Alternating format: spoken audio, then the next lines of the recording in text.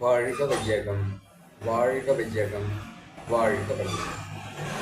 குரும் வாழ்க, குருவே துணை. அருள்நிதி பேராசிரியர் அன்பழகன் திருவண்ணாமலை.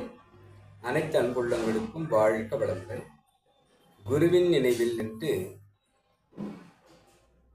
என்னுள் எழுந்த இக்கவியை பதிவு செய்கிறேன்.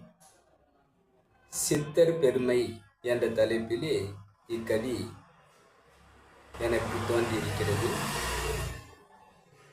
கௌபீனம் உடுத்தியே கடவுளை நாடினீர், தென்புலத்தில் நின்றுமே தெய்வீகம் தேடினீர், வேறு மலையில் சென்றுமே விஸ்வரூபம் கண்டீர், வானவரும் தேவருமே அகத்துளே ஆகினர்,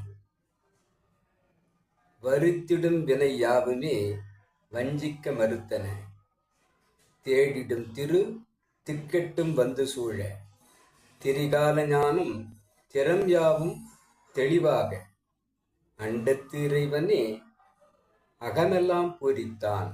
வாழ்க வளமுடன்.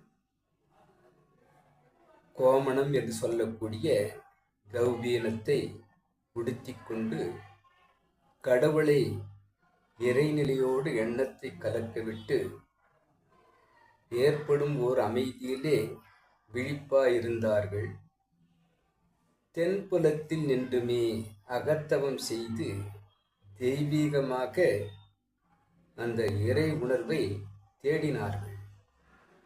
மேருமலையில் சென்றுமே சென்னையில் வைத்த சிவனருளாலே, உச்சியிலே நீ சென்றால் உடனே காணும் ஒரு அதிசயம் என்று நமது குரு கூறும் அளவிலே மேருமலையில் சென்றுமே விஸ்வரூபம் ஆயினர். அந்த விஸ்வரூப தரிசனத்தை கண்டார்கள். வானவரும் தேவரும் அகத்துள்ளே ஆகினர்.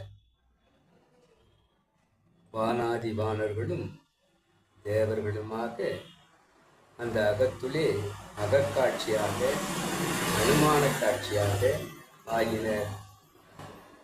வருத்திடும் வினை, அனைவருக்கும் நம்மை துன்பத்தை ஏற்படுத்தும் அந்த வினைப்பதிவுகள் அவர்களுக்கு வஞ்சிக்க மறுத்தன.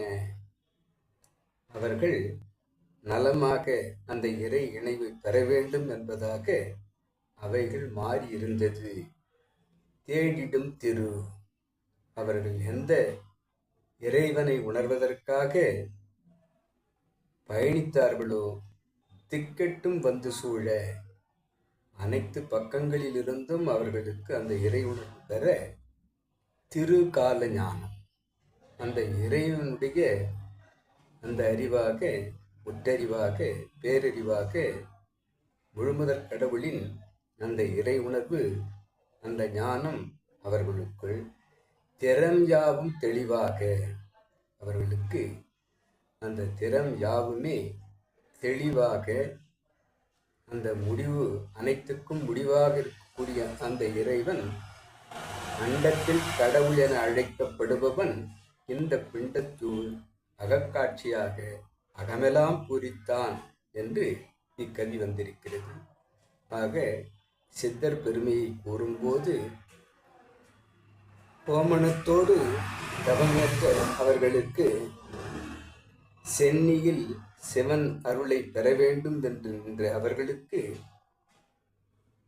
வினைப்பதிவு யாரும் மாறி நல்வினையாக, அவர்களுக்கு திருவினையாக அந்த தேடிக்கொண்டிருக்கக்கூடிய அந்த இறை அனைத்து பக்கங்களிலும் இருந்து சூழ்ந்து அவர்களே அந்த திரு கால ஞானம் முக்காலம் உணரக்கூடிய அந்த திறத்தை அவர்களுக்குள்ளே ஏற்படுத்தி அண்டத்தில் கடவுள் என அழைக்கப்படும் அந்த இறைவன் இந்த பிண்டத்தில் உயிராக பரிணமித்த அந்த உயிரில் அகமெல்லாம் போதித்தார் என்று வந்திருக்கக்கூடிய கவி குருவின் நினைவாக எனக்குள் தோன்றிய கவியை சித்தரை பற்றி படிக்கலாம் என்று எடுத்தபோது என்னுள் இயக்கமான இக்கவியை பதிவு செய்திருக்கிறேன்.